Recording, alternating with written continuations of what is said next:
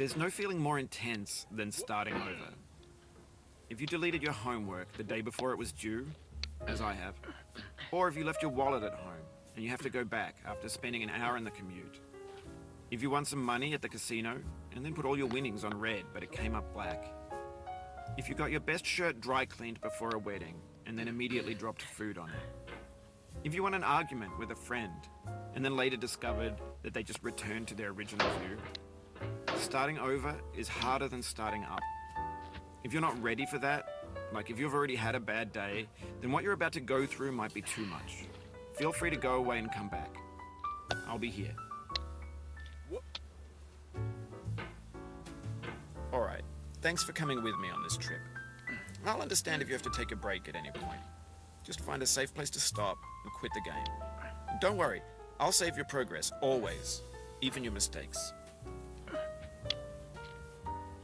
This game is a homage to a free game that came out in 2002, titled Sexy Hiking. The author of that game was Jazzuo, a mysterious Czech designer who was known at the time as the father of B games. And B games are rough assemblages of found objects. Designers slap them together very quickly and freely, and they're often too rough and unfriendly to gain much of a following. They're built more for the joy of building them than as polished products. In a certain way, Sexy Hiking is the perfect embodiment of a B game.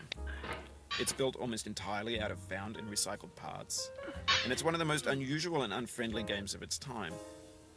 In it, your task is simply to drag yourself up a mountain with a hammer. And that act of climbing, in the digital world or in real life, has certain essential properties that give the game its flavor. No amount of forward progress is guaranteed. Some cliffs are too sheer or too slippery. And the player is constantly, unremittingly in danger of falling and losing everything. Anyway, when you start Sexy Hiking, you're standing next to this dead tree that blocks the way to the entire rest of the game. It might take you an hour to get over that tree, and a lot of people never got past it. You prod and you poke at it, exploring the limits of your reach and your strength, trying to find a way up and over. And there's a sense of truth in that lack of compromise. Most obstacles in video game worlds are fake. You can be completely confident in your ability to get through them once you have the correct method or the correct equipment or just by spending enough time. In that sense, every pixelated obstacle in Sexy Hiking is real. The obstacles in Sexy Hiking are unyielding, and that makes the game uniquely frustrating. But I'm not sure Jazzuo intended to make a frustrating game. The frustration is just essential to the act of climbing, and it's authentic to the process of building a game about climbing.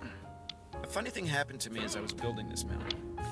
I'd have an idea for a new obstacle, and I'd build it, test it, and it would usually turn out to be unreasonably hard. But I couldn't bring myself to make it easier. It already felt like my inability to get past the new obstacle was my fault as a player rather than as a builder. Imaginary mountains build themselves from our efforts to climb them, and it's our repeated attempts to reach the summit that turns those mountains into something real. When you're building a video game world, you're building with ideas, and that can be like working with quickset cement. You mold your ideas into a certain shape that can be played with, and in the process of playing with them, they begin to harden and set until they're immutable, like rock. And at that point, you can't change the world. Not without breaking it into pieces and starting fresh with new ideas. For years now, people have been predicting that games would soon be made out of prefabricated objects, bought in a store and assembled into a world. And for the most part, that hasn't happened, because the objects in the stores are trash. I don't mean they look bad or that they're badly made, although a lot of them are. I mean they're trash in the way that food becomes trash as soon as you put it in the sink.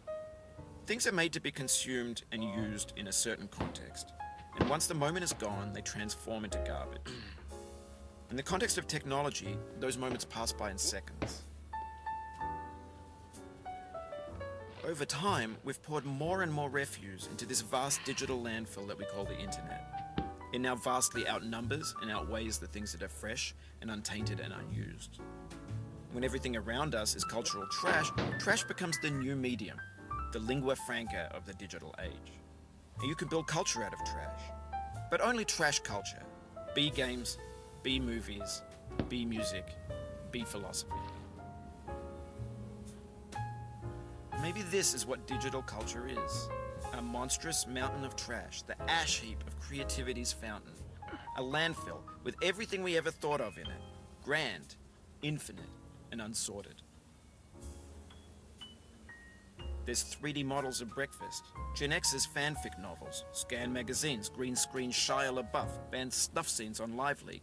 Facebook's got lifelike bots with unbranded adverts and candid shots of Kanye and Taylor Swift mashups, car crash epic failed GIFs, Russian dashcam vids, discussions of McRibs, discarded, forgotten, unrecycled, muddled, rotten, untitled. Everything's fresh for about 6 seconds, until some newer thing beckons, and we hit refresh. And there's years of persevering, disappearing into the pile, out of style, out of sight. In this context, it's tempting to make friendly content that's gentle, that lets you churn through it but not earn it. Why make something demanding if it just gets piled up in the landfill, filed in with the bland things?